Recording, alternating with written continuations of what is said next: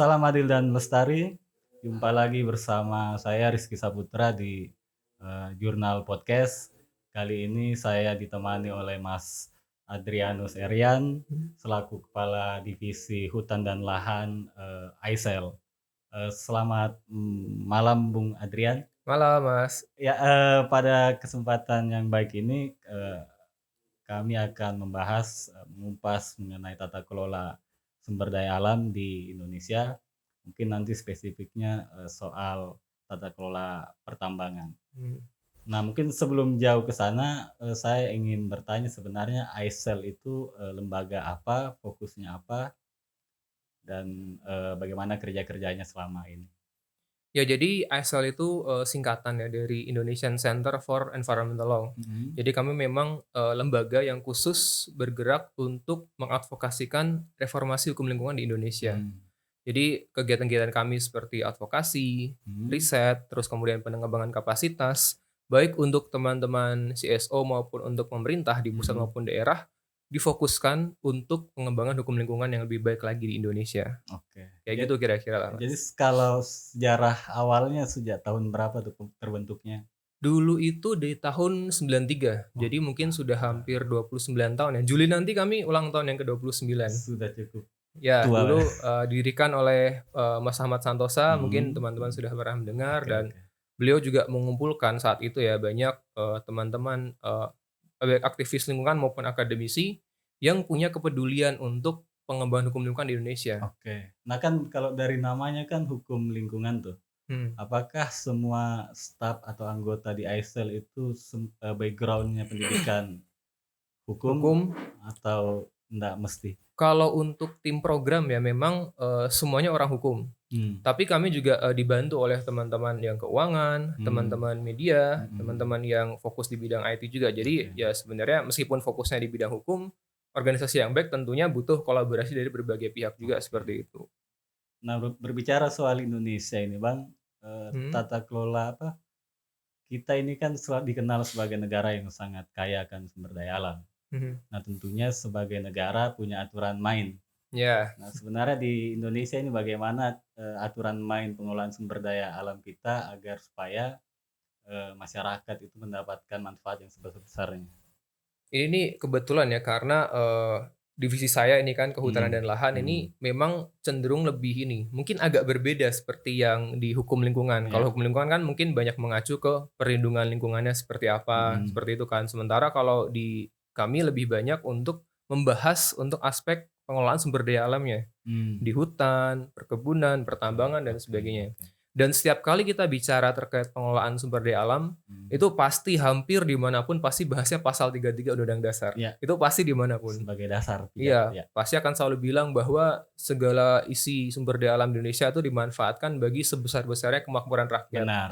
Dan juga ada pasal lain sebenarnya yang mengatur bahwa penyelenggaraannya dilakukan secara berkelanjutan. Mmm. Nah, itu yang kadang orang-orang itu, kadang cuman melihat sepintas, ini Mmm. demi kemakmuran dan Mhm sebagainya. mhm. Padahal yang penting adalah tidak hanya untuk kemakmuran dalam konteks ekonomi saja, Iya. tapi juga untuk keberlanjutan maupun perlindungan lingkungannya. Oke. Artinya Karena oke. nggak bisa kita, punya sumber daya yang banyak, kita ambil semuanya tanpa mempedulikan ini nanti lingkungan ke depannya akan seperti apa. Sama Mmm. aja nanti kita malah merugikan diri kita Mhm sendiri, mhm. kayak gitu.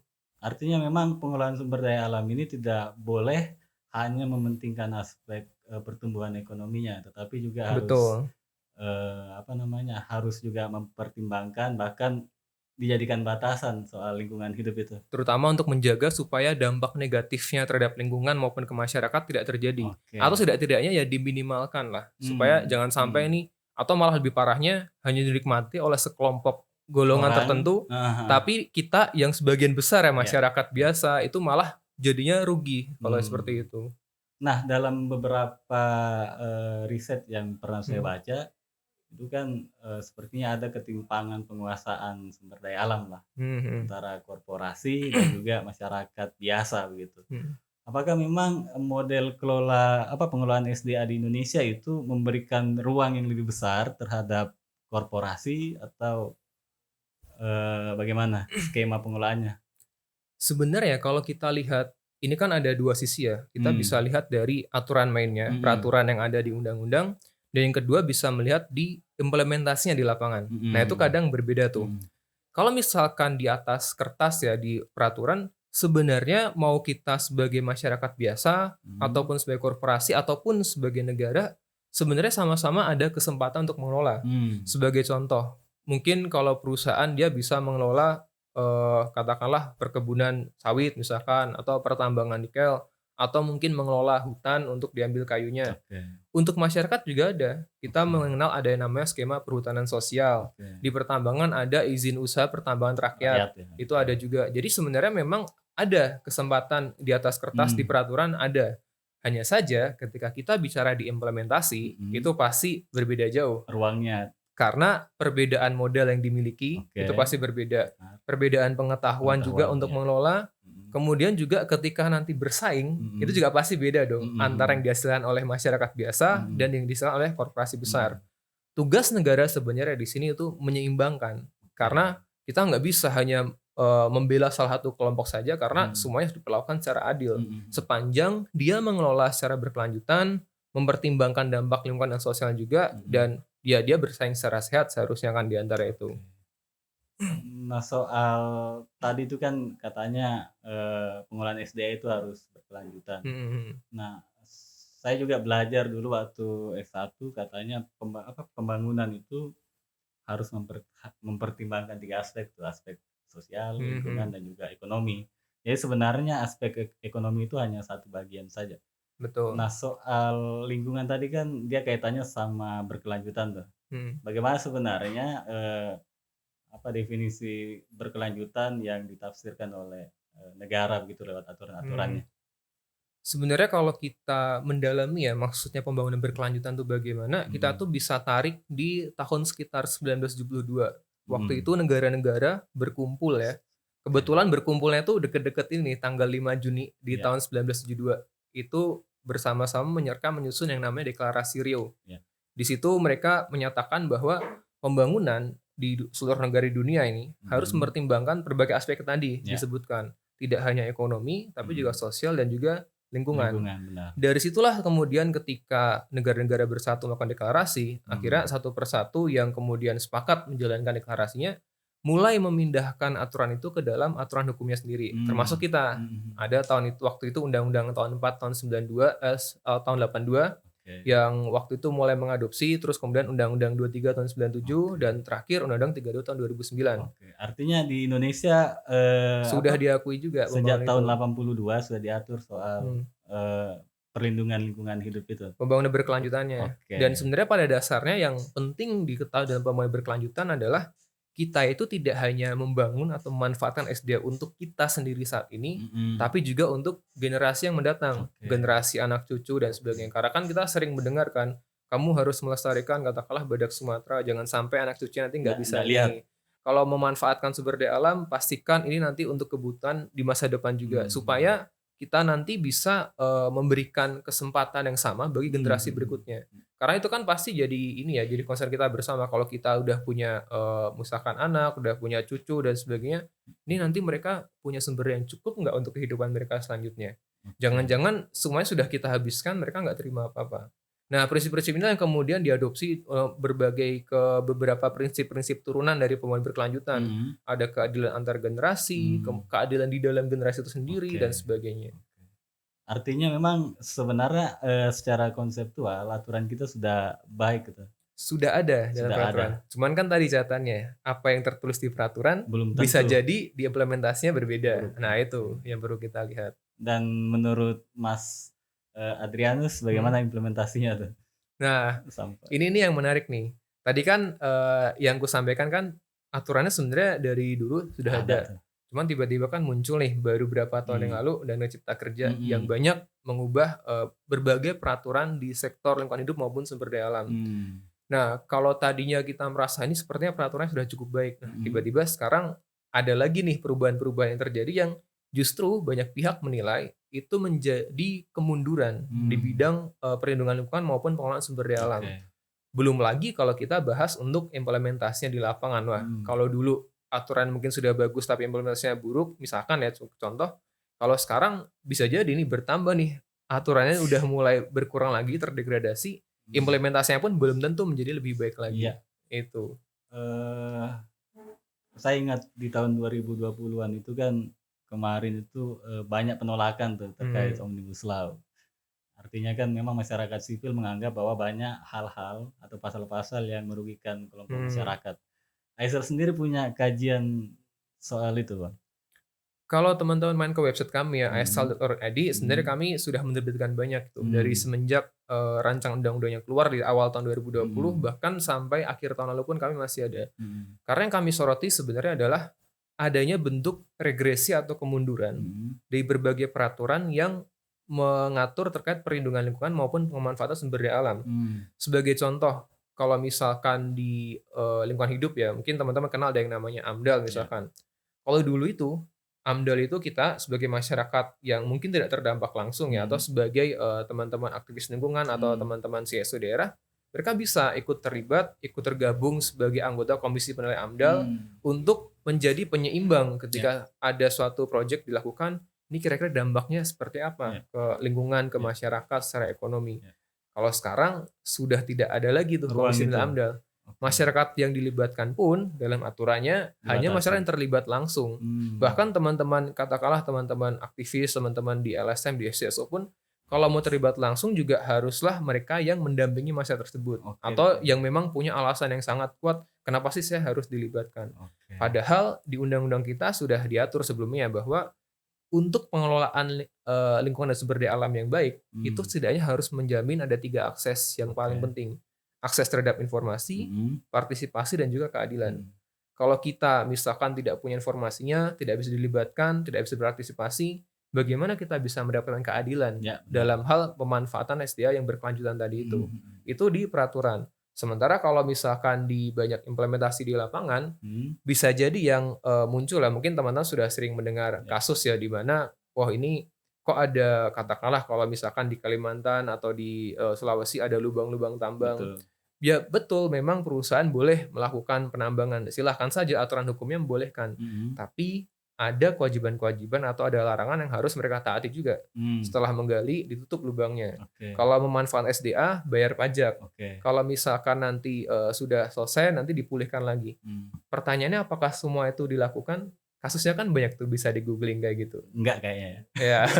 Ada lagi di Omnibus Law bagaimana? Justru kalau misalkan kalau misalkan kita ambil contoh untuk yang pertambangan ya.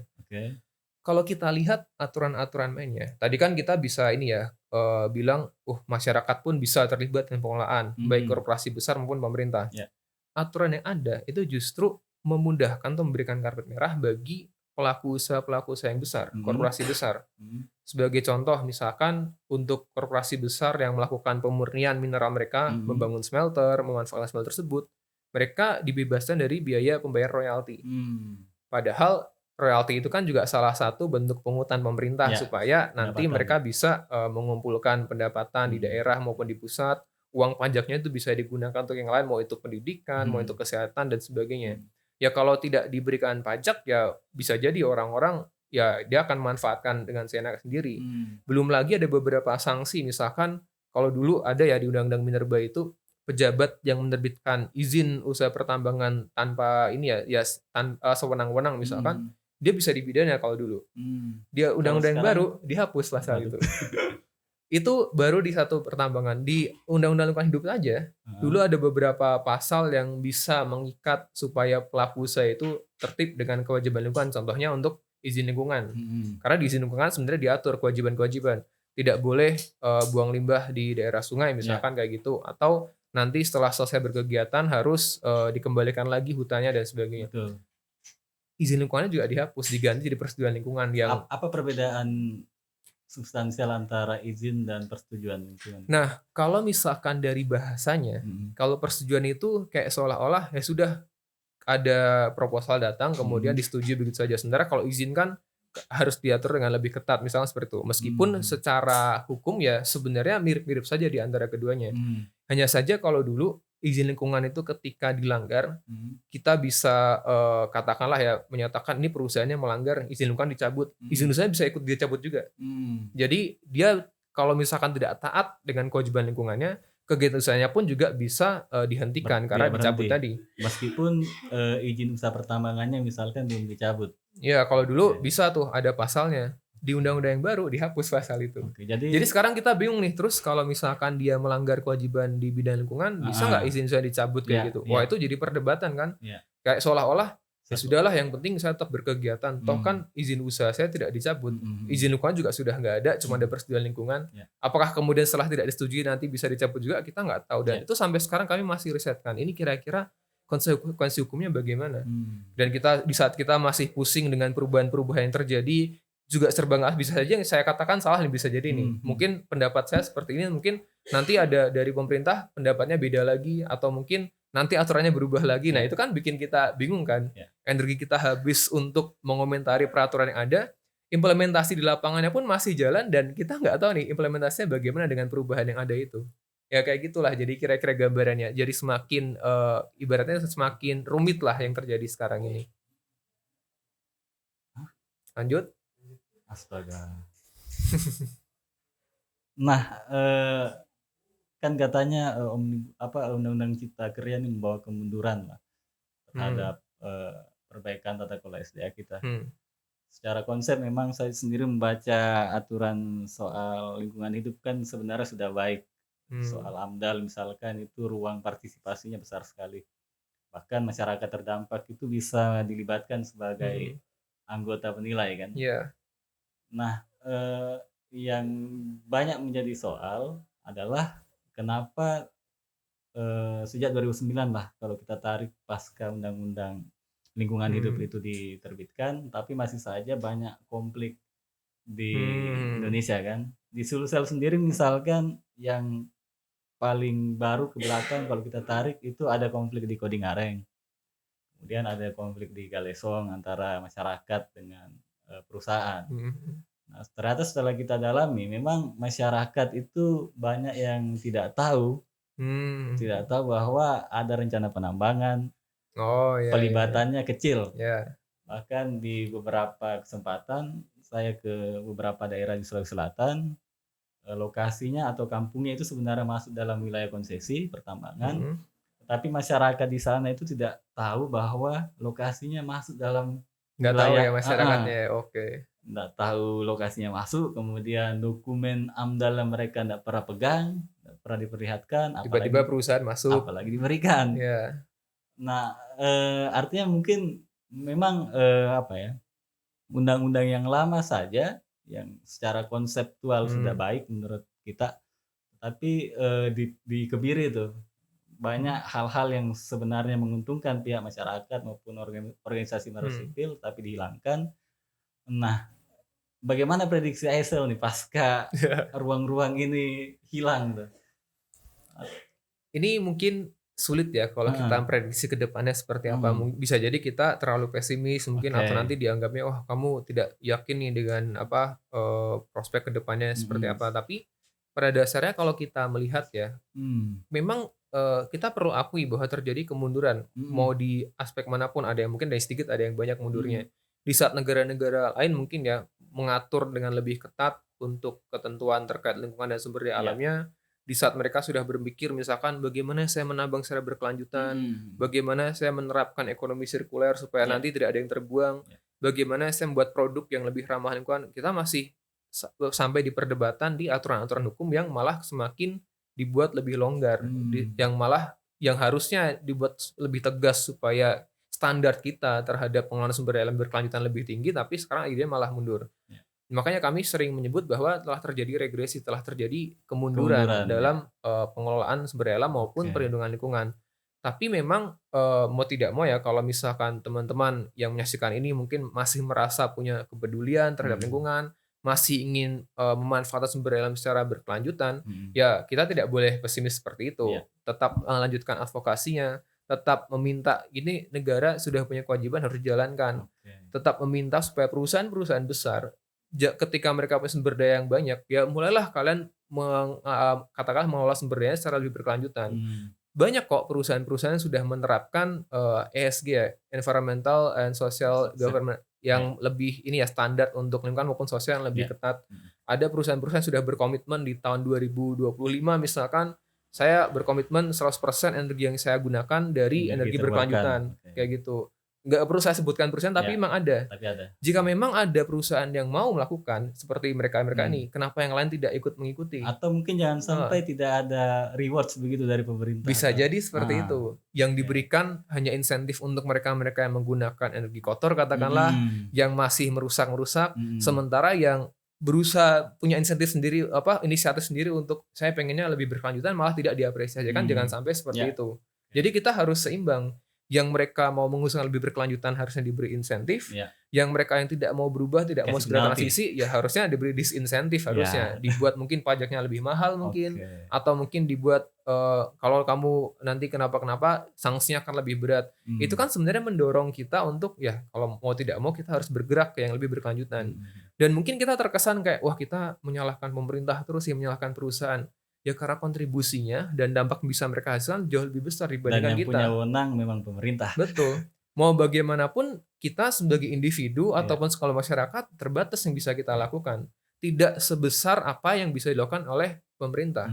Ada salah satu mungkin pernyataan menarik ya dari Profesor Elizabeth Fisher. Beliau ini guru besar di Oxford, di Universitas di Oxford. Yang dalam bukunya dia bilang bahwa sebenarnya permasalahan lingkungan itu selalu mengandung aspek-aspek sosial politik juga. Jadi tidak hanya permasalahan lingkungan teknis saja, tapi ada aspek-aspek lain, sosial, politik, konflik dengan masyarakat. Dan untuk menghadapi permasalahan tersebut, solusinya itu juga harus perbuatan atau tindakan yang kolektif. Nggak bisa kalau misalkan hanya kita yang buang sampah di tempat yang tepat, misalkan. Tidak bisa hanya kita yang menggunakan listrik dengan bijak. Harus semuanya bersama-sama melakukan itu. Dan apa sebenarnya alat atau instrumen yang paling kuat untuk bisa bersama-sama mengatur itu semua? Ya hukum. Benar. Beliau menyatakan hukum lingkungannya harus kuat dan supaya bisa meregulasi dengan kuat.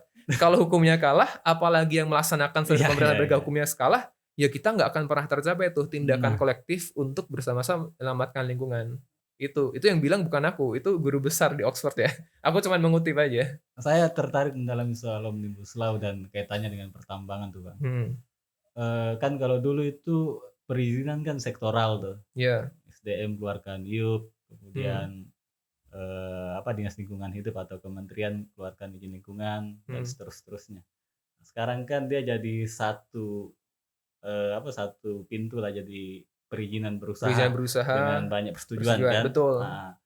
Nah yang menarik itu di Sulawesi Selatan itu catatannya jurnal Celebes ada sekitar 114 izin usaha pertambangan. Kemudian dengan luasan kurang lebih 180.000 hektar. Dan itu yang berada di kawasan hutan itu 70%-nya. 70% di kawasan hutan yang tadi itu ya. Dan yang berdasarkan hasil penelusuran kita mengakses geoportalnya SDM itu yang IPPKH di Sulawesi Selatan itu luasnya kurang lebih hanya 10.000 hektar yang khusus untuk kegiatan pertambangan. Jauh selisihnya dibanding yang tadi ya. Nah, artinya kan ada banyak lahan yang kawasan hutan dibebani dengan konsesi pertambangan tetapi tidak punya izin tuh. Nah bagaimana kan kalau dulu kan karena dia sektoral maka enggak apa-apa tuh ada IUP. Nanti belakangan urus IPPKH atau izin pelepasan kawasan hutan ketika dia mau jalan kan. Nah kalau sekarang apa konsekuensinya? Maksud saya ketika IUP-nya sudah ada tetapi yang perizinan sektoralnya ini belum ada tuh pasca Omnibus Law. Jadi tadi ada izin usaha pertambangan kira-kira 180.000 hektar. 70%-nya mungkin dari sekitar 120 ribuan di kawasan hutan. Benar. Tapi ketika kita cek yang ada izin IPPK berarti izin pinjam pakai kawasan hutannya hanya 10.000 hektar. Berarti 120 kira-kira ya 120 kurang 10.000 ada 110.000 hektar itu yang ada dalam kawasan hutan tapi tidak punya izin pinjam pakai kawasan hutan. Kira-kira kayak gitu. Nah, ini yang menarik. Kalau dulu untuk kegiatan yang seperti ini, kita bisa bilang ini pertambangan yang ilegal dalam tanda petik ya, meskipun mereka punya IUP, tapi masuk ke dalam kawasan hutan tanpa alasan, tanpa izin pinjam pakai tadi. Kalau dulu itu bisa ada sanksi yang berat, bahkan sampai ke pidana karena kita dianggap melakukan pertambangan yang dilarang di dalam kawasan hutan. Nah, tapi ini salah satu contoh nih kemunduran dari aturan-aturan lingkungan. Hmm. Kalau sekarang itu ada tuh di Undang-Undang 18 tahun 2013 itu diatur di pasal 110 ada 110B. Kalau misalkan ada yang kasus seperti tadi ini, kegiatan pertambangan masuk dalam kawasan hutan, tapi nggak punya perizinan di bidang kehutanan seperti BPKH tadi, dia itu bisa dalam tanda petik ya, dimaafkan perbuatannya. Jadi dia dianggap melakukan pelanggaran tapi bisa diselesaikan hanya dengan sanksi administratif. Dia mundur nih dari yang tadinya bisa dipidana. Sepertinya tidak tegas. Ya? Nah, tadinya tuh bisa dipidana, tapi terus kemudian sekarang hanya diberikan sanksi administratif saja. Ketika kami cek, oh ternyata harus bayar denda, misalkan seperti itu. Nah, sebenarnya secara dari sisi kebijakan ya, ini kita bicara kebijakan atau politik hukumnya ya. Ya sebenarnya silahkan saja pemerintah melakukan atau membuat peraturan seperti itu. Tapi harus disampaikan secara transparan sebenarnya justifikasinya itu apa, pertimbangannya kenapa membuat peraturan seperti itu apa. Bisa jadi pertimbangan adalah ya kita tidak punya sumber daya yang cukup misalkan untuk penegak hukuman, atau misalkan ya ini sulit karena ini kan di berbagai daerah, kemudian sumber dayanya juga kurang untuk bisa turun ke daerah, tidak ada anggaran dan sebagainya. Atau mungkin mereka bisa bilang bahwa dari kalau misalkan kita kenai denda misalkan, nanti kita bisa pungut, kita bisa tahu berapa banyak yang ilegal, kemudian kita berikan izin sehingga nanti mereka bisa lebih taat bayar pajak misalkan seperti itu. Dan kemudian ini contoh aja, ini saya lebih melihat kayak apa kemungkinan terjadi kalau misalkan ternyata uang dananya banyak sekian puluh triliun misalkan, nanti digunakan untuk merekrut lebih banyak pengawas misalkan, atau untuk memajukan daerah supaya nanti masyarakat lebih sejahtera, atau untuk pendidikan. Kalau seperti itu mungkin kita mungkin lebih mau menerima kayak ya juga sih, daripada nanti susah-susah kemudian dicari belum tentu ada yang mau ngaku. Ya kalau gitu suruh bayar aja misalkan seperti itu.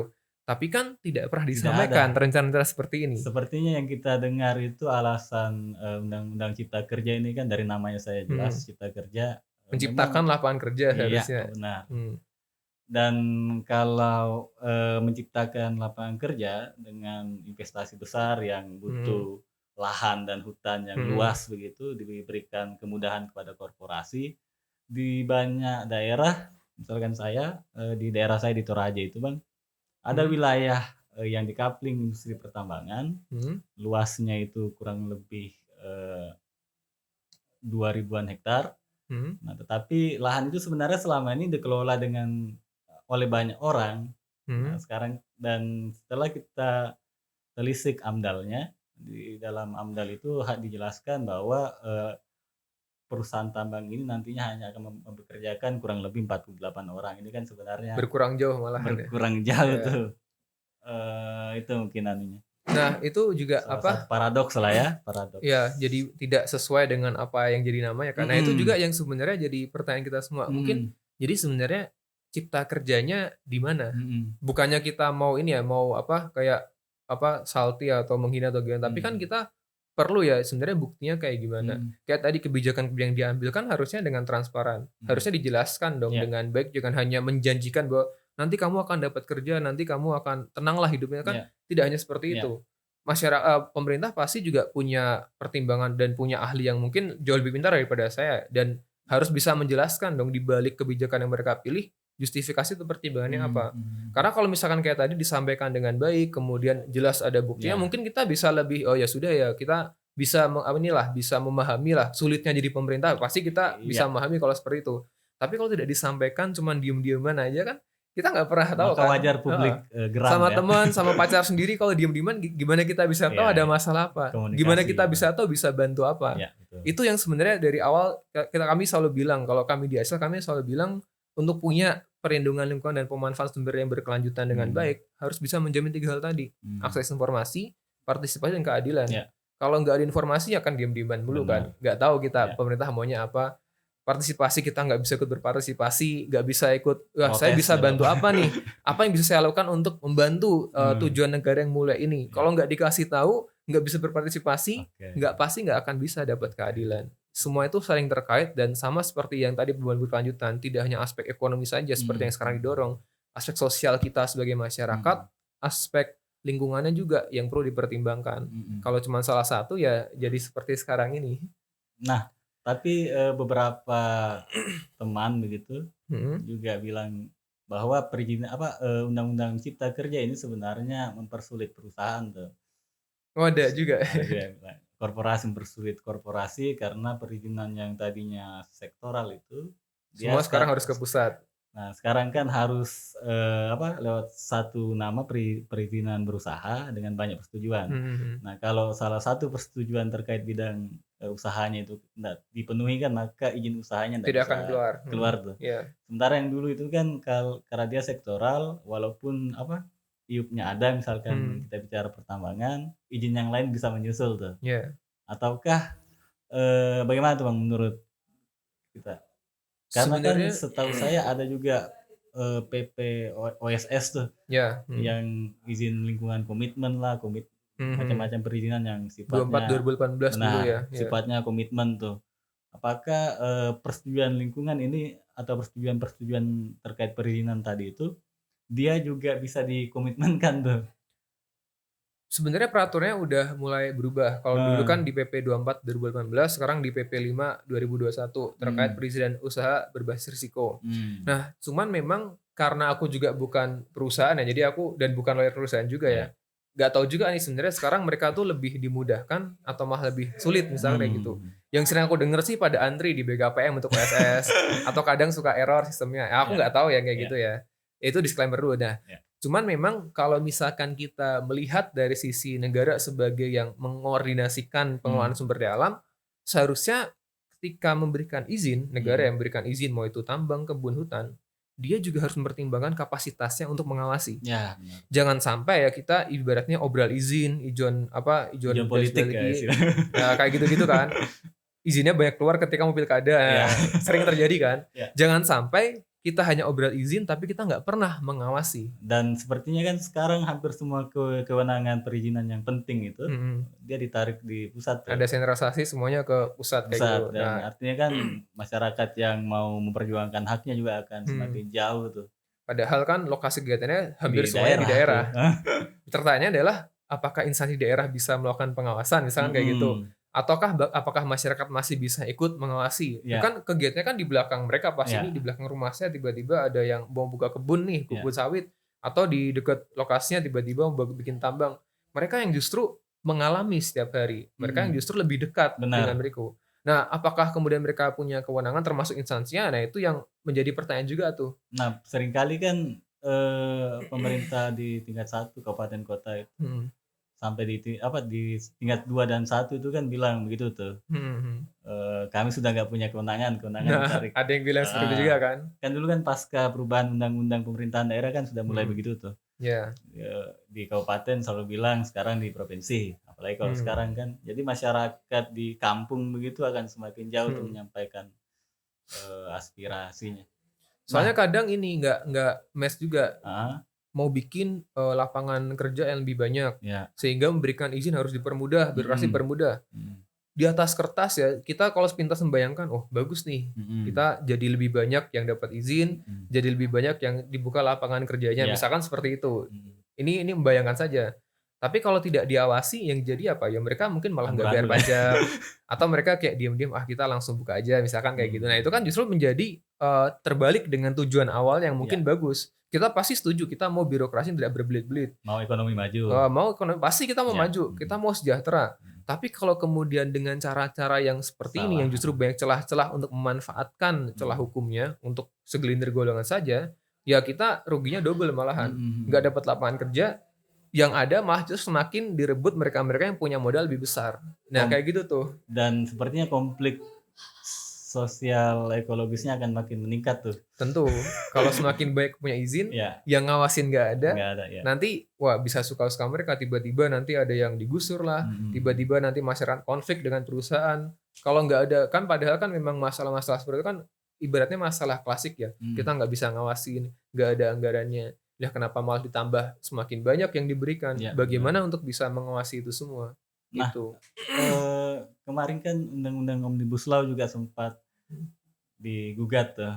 Oh iya, banyak yang menggugat ya, kan, sampai dibatalkan bersyarat apa istilahnya. Inkonstitusional bersyarat ya. Apa konsekuensinya tuh terhadap undang-undang itu sendiri? Nah, karena kan ada, kalau saya nonton di channel-channel lain kan banyak perdebatan tuh. Ya, Ada ya. ahli satu bilang seharusnya gugur dengan sendirinya karena formilnya bermasalah tapi ada juga justru pemerintah bilang Tetap masih jalan. berlaku kan. Ya. Bagaimana tuh sebenarnya? Sebenarnya kalau dianggap ini jadi seharusnya putusannya bagaimana itu sebenarnya memang ada dua pendapat besar ya setidaknya. Yang pertama tuh menganggap ini itu sudah masih berlaku selama 2 tahun. Tapi jika selama 2 tahun tersebut dia tidak diperbaiki, direvisi, ya maka otomatis inkonstitusional secara langsung gitu, langsung batal demi hukum begitu saja misalkan. Pendapat yang kedua bilang ya karena dia harus direvisi dulu nih 2 tahun ya sampai sekarang dianggapnya tidak berlaku. Nah, kayak gitu. Jadi emang ada 2 perbedaan pendapat itu. Nah, pertanyaan berikutnya adalah terus yang pelaksananya yang di daerah tuh terus mereka harus mengacu ke mana? Pasti mereka bingung kan? Di Pemda pasti bingung nih, ini kan ada aturan baru nih, tapi katanya putusan MK katanya harus ini nunggu 2 tahun. Terus kalau nanti ada yang minta izin ke saya atau saya harus mengawasi, harus ikut aturan yang mana? Itu kan bingung kan? Ditambah belum lagi yang di pusat juga, kalau saya mau izin apakah masih bisa digunakan atau tidak. Nah, dari situ sebenarnya memang di ahli hukum sendiri juga masih merasa kayak, wah ini gimana nih, ada yang berbeda pendapat seperti itu.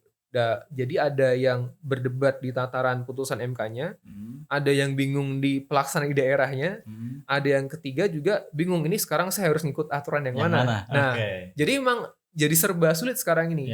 Ada memang yang artinya undang-undang Cipta Kerja ini tidak memberikan kepastian hukum. Nah, pada akhirnya kan jadi seperti itu kan, jadi serba nggak pasti.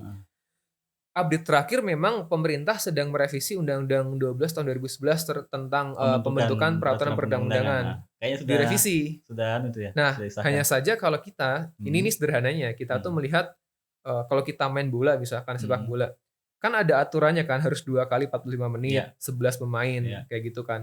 Kalau kita melanggar aturan harusnya diapakan? Kena sanksi. Melanggar pemain kena kartu kuning, kena kartu merah dan sebagainya.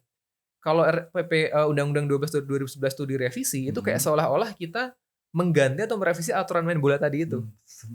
2 kali pertandingan masih jalan, 2 kali 45 menit diganti 2 kali 60 menit misalkan. Pada saat pertandingan berjalan ya. Iya, padahal kan harusnya kalau Selesaikan kita harusnya kan aturannya diikuti, kalau melanggar ya dihukum atau diberikan sanksi kan. Ini sebaliknya malah seolah-olah direvisi kemudian ditambahkan ada metode omnibus law di dalamnya. Sehingga pembentukan Undang-Undang Cipta Kerja dengan metode omnibus law yang tadi itu dianggap seolah-olah ini sudah sesuai dengan ketentuan. Sudah sesuai dengan peraturan karena peraturannya direvisi. Legalisasinya belakangan ya. Nah, jadi kan seolah seperti itu. Nah, ini tergantung ya teman-teman yang menonton ini menafsirkan bagaimana. Yang jelas yang bisa aku sampaikan adalah ada 2 perbedaan pendapat tadi. Ada praktek-praktek mengubah peraturan supaya yang dia lakukan itu sesuai dengan ketentuan tadi. Dan kemudian kalau nanti misalkan ada yang melanggar gimana ya? Inilah yang terjadi sekarang ini. Kalau kami kalau orang hukum yang memang beneran ini ya, yang menjunjung beneran dia tuh beneran menjunjung tinggi ilmu hukumnya ya. Harusnya dia merasa kayak agak entah kecewa, entah sedih karena kayak seolah-olah yang dia pelajari di kampus tuh kayak gak ada gunanya. Gugur ya. Saya kan diajarkan untuk kalau hukum itu sebagai panglima tertinggi harus ditaati ya untuk mengatur dan sebagainya. Tapi yang terjadi sekarang ini kayak seolah-olah hukumnya dipermainkan. Aturannya diubah seenaknya. Yang melanggar bukannya dihukum, malah aturannya dibuat supaya sesuai dengan yang melanggar tadi. Itulah kenapa di awal aku bilang ini terjadi kemunduran dan banyak istilahnya tuh yang pengubahan-pengubahan yang akhirnya justru membawa kemunduran dan merugikan kita sebagai masyarakat yang ya meskipun kita nggak tahu apa-apa, meskipun kita nggak peduli, tapi kita akan tetap ikut terdampak baik secara langsung maupun nggak langsung. Nah, apa rencana Aisel ke depan terkait dengan Omnibus Law ini? Wah, kami belum ada rencana lagi. Tapi kalau teman-teman cek ke website kami, ke medsos kan kami, banyak tuh rilis kan. Kami bikin risetnya, kami coba melihat ini sebenarnya maunya gimana sih aturannya. Ya, tapi sebatas itu yang bisa kami lakukan. Kami kan bukan yang misalkan harus demo atau kayak gimana kan nggak bisa karena ya kembali lagi mandat lembaganya di kami ya untuk mereformasi hukum lingkungan dengan lebih baik. Kalau memang ternyata katakanlah nih mental nih udah nggak bisa diganggu ya kita tetap harus berjuang dengan cara-cara yang lain. Baik itu misalkan dengan penguatan kapasitas masyarakat, dengan pemerintah di daerah maupun di pusat untuk instansi yang memang mereka masih mau mengusahakan itu. Oke. Dan yang paling penting lagi adalah sebenarnya mengedukasi dari yang apa kami sampaikan. Kami harus bertanggung jawab dengan apa yang kami tuliskan, kami Jadi di risetkan, ISL kayak itu gitu. banyak sekali jurnal-jurnal lingkungan. Ada kalau teman-teman mau mampir ke website belajar, kami, ya namanya Jurnal Hukum Lingkungan Indonesia. Mantap. Itu kalau mau ngirim tulisan juga bisa. Oke. Kalau memang tertarik ya nulis di bidang hukum lingkungan. Karena kembali lagi, kalau bagi kami yang paling penting sebenarnya adalah penguatan peningkatan kapasitas bagi masyarakat, edukasi ke masyarakat bahwa jangan sampai kita mempermainkan hukum seperti ini. Justru hukum, terutama hukum lingkungan, harus digunakan untuk tidak hanya untuk kita sebagai manusia, tapi juga bagaimana kita sebagai manusia itu bertanggung jawab untuk alam juga. Karena kita nggak akan bisa sejahtera, kita nggak akan bisa punya ekonomi yang maju maupun kehidupan yang nyaman tanpa ada lingkungan hidup yang baik dan sehat. Mantap. Itu kuncinya. Ada bahasa mengatakan bahwa tidak akan ada kesejahteraan tanpa ada kelestarian lingkungan. Betul. Nah, sebelum terakhir mungkin saya tertarik tuh soal penarikan kewenangan ke pusat, kan artinya menjauhkan masyarakat dengan pemerintahnya.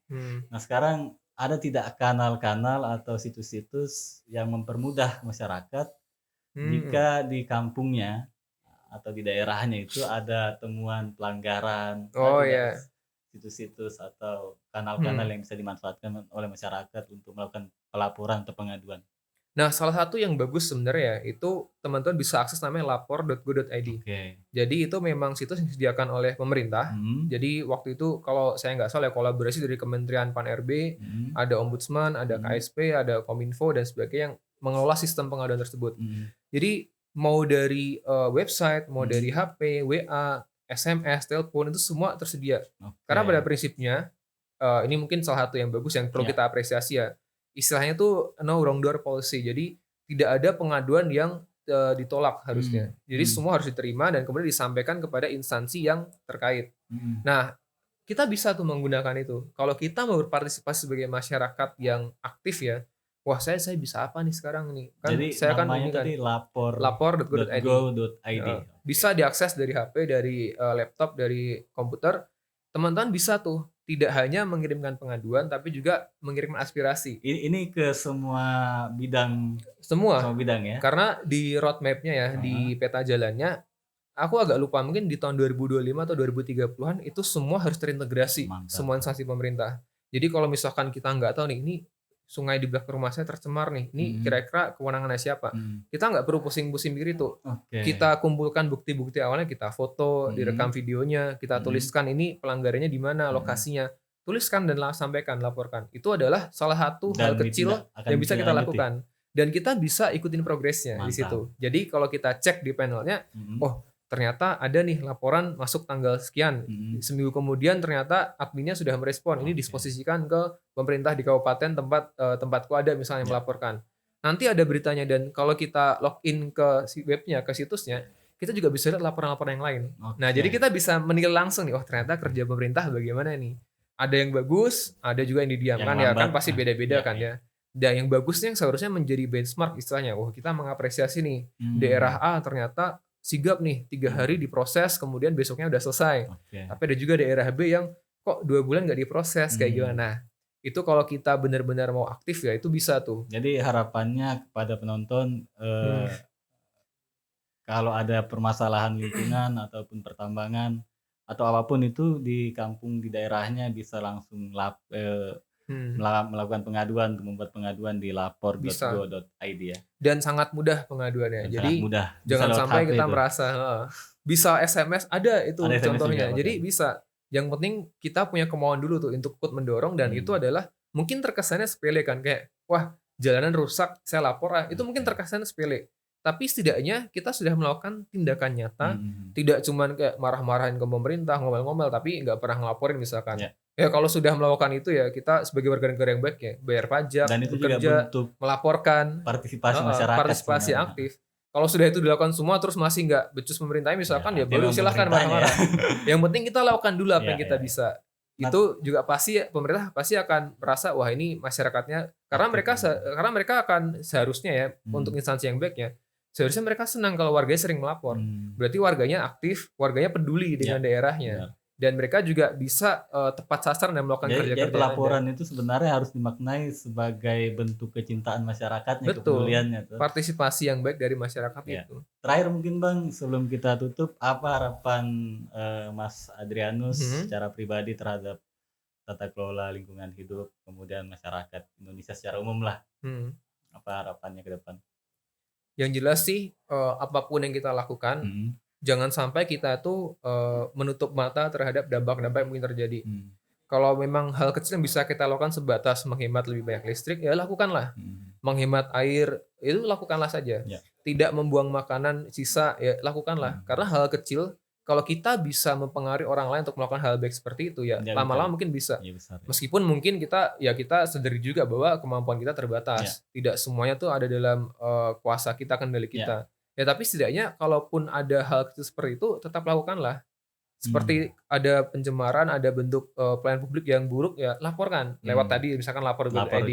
Itu hal kecil yang mungkin nggak akan bikin kita sebegitu repotnya. Mungkin 5-10 menit bikin laporan di foto, kan sekarang kita semua gampang mudah kan sekali ya. Update ke medsos bisa kan, ya tinggal ditambah 5 menit untuk update ke laporan kayak gitu. Bang, kalau memang di Indonesia ini tata kelolanya buruk, artinya laporan itu juga semestinya banyak tuh. Nah itu tuh. Setidaknya kita ada bukti nyata bahwa ini 100.000 laporan yang masuk, yang selesai baru 10.000 misalkan. Wah ini berarti kita nggak omong kosong, berarti ini ada datanya kok 90.000 laporan tidak diselesaikan. Itu jauh lebih baik kita sebagai warga negara bertanggung jawab dengan apa yang kita lakukan. Terima kasih Mas Adrianus Erian dari ISEL. Saya pikir diskusi kita pada hari ini cukup menarik dan banyak sekali hal-hal yang dapat kita pelajari bersama terkait dengan problem pengelolaan lingkungan hidup, pengelolaan sumber daya alam, dan juga bagaimana sekarang ruang masyarakat untuk terlibat aktif dalam pengawasan itu juga besar lewat lapor.go.id tadi. Nah, mungkin sekian untuk podcast hari ini. Terakhir saya menyambung tadi pernyataan Mas Erian bahwa pembangunan ekonomi itu tidak boleh hanya difokuskan, pembangunan itu tidak boleh hanya difokuskan pada pembangunan ekonomi, tetapi juga harus mempertimbangkan aspek sosial dan lingkungan hidup. Sekali lagi saya ucapkan terima kasih banyak kepada Mas Adrianus Erian dari Kepala Divisi Hutan dan Lahan ISEL. Sekian dan terima kasih. Terima kasih juga sudah mengundang kami di podcast Ya Jurnal ini. Sampai ketemu, semoga yang diobrolkan berguna bagi yang menonton, terutama yang lapor tadi ya, terutama yang lapor. Jangan lupa diisi, jadi kita jangan cuma protes di medsos, diisi itu supaya pemerintah benar tahu kalau kita peduli. Itu. Sampai jumpa.